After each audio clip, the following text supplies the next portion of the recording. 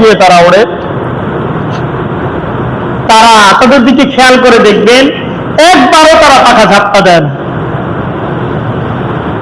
আর যদি আপনারা আর একটু সামনে আগায় দেখতে চান, দক্ষিণ আমেরিকার আন্দিজ পর্বতমালা, এখানে কিছু সকলেরা বসবাস করে যাদের মোটামুটি ওজন 10 থেকে 12 কেজির ভিতরে একটা পাখি হবে। আন্দিজ পর্বতমালার এই সমস্ত সকলেরা টানা 100 মাইল উড়ে যায়। বিজ্ঞানীরা এটাকে গভীরভাবে ফলো করে দেখেছে, টানা 100 মাইল ওড়ার ভিতরে একবারও তারা পাখা ঝাপটা দেয়। সুবহানাল্লাহ। এক একটা পাখির ওজন কত? 10 থেকে 12 কেজি ওজন। 100 মাইল উড়ে যায়, একবারও তারা পাখা ঝাপটা দেয় না। শুনলে তাদেরকে ধরে রাখে কে? কথা বলেন কে? আল্লাহ তাআলা পবিত্র কোরআন কারীমের মধ্যে বলেন, আলাম ইয়ারাউ ইলা তাইরি মুসাখখারাতিন ফি জাওফিস সামা। তুমি কি একটু খেয়াল করে দেখো না, শুনলে পাখিরা কিভাবে বেঁচে বেড়ায়? মা ইউমসিকুহুন্না ইল্লাল্লাহ। আকাশে তাদেরকে একমাত্র আল্লাহ ধরে রাখেন, ঠিক কিনা? এই যে আল্লাহ তাআলা প্রাণীগুলোকে বানালেন, দেখেন একটা ছোট্ট প্রাণী, নাম তার মৌমাছি।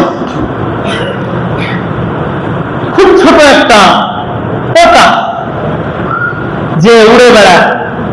আমাদের বাসা বাড়ির আশপাশেই তারা বাসা বানায়,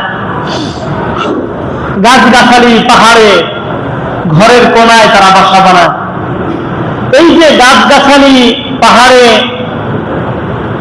এরপরে ঘরের কোনায় তারা বাসা বানায়, এটা মৌমাছিরা আল্লাহ তাআলার আদেশ পালন করে। সুবহানাল্লাহ। কোন মৌমাছি কার আদেশ পালন করে? আল্লাহ তাআলা বলেন, وَأَوْحَى رَبُّكَ إِلَى النَّحْلِ أَنِ اتَّخِذِ مِنَ الْجِبَالِ بُيُوتًا وَمِنَ الشَّجَرِ وَمِمَّا يَعْرِشُونَ وَأَوْحَى رَبُّكَ إِلَى النَّحْلِ। আল্লাহ তাআলা মৌমাছির নিকট ওহী পাঠালেন। সুবহানাল্লাহ। কোন মৌমাছির নিকট কি পাঠাইছেন? ওহী পাঠিয়েছেন। মৌমাছির নিকট ওহী পাঠানো স্বাভাবিক অর্থ হলো আল্লাহ তাআলা মৌমাছিকে আদেশ করেছেন, ঠিক কিনা? মৌমাছির কাছে জিবরাইল পাঠান নাই। মৌমাছির কাছে কি জিবরাইল পাঠাইছে নাকি? না। এই জন্যই তো শাব্দিক অর্থ বুঝলে একজন মানুষ বিজ্ঞ আলেম হতে পারে না। বিজ্ঞ আলেম হওয়ার জন্য বিজ্ঞ আলেমের পিছনে দৌড়াতে হয়, ঠিক কিনা? ছোট্ট করে আপনাদেরকে বলি, যারা মেডিকেলের স্টুডেন্ট আছে, ডাক্তার হবেন, হবেন, আপনি যদি মেডিকেল কলেজ থেকে লেখাপড়া শেষ করেন আর এলাকায় বড় একটা জায়গায় একটা চেম্বার খুলে বসেন, আপনার কাছে মানুষ তো দূরের কথা, গরুর চিকিৎসা করার জন্য মানুষ গরু নেবে না, ঠিক না? ডাক্তারি করার পরে আপনি যেই বিভাগের ডাক্তার হতে চান, ওই বিভাগের ডাক্তারের পিছনে আরো 3 বছর ইন্টার্নি করতে হয়, ঠিক না?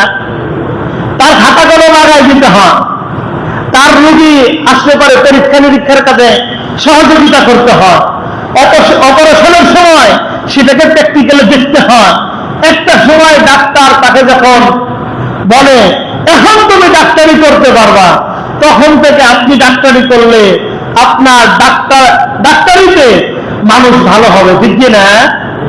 আর প্র্যাকটিক্যালে লেখাপড়া করার আগে যদি আপনি চেম্বার খুলে বসেন, আপনার কাছে তো মানুষ যাবেই না, গেলে মানুষটা মারা যেতে পারে, ঠিক না?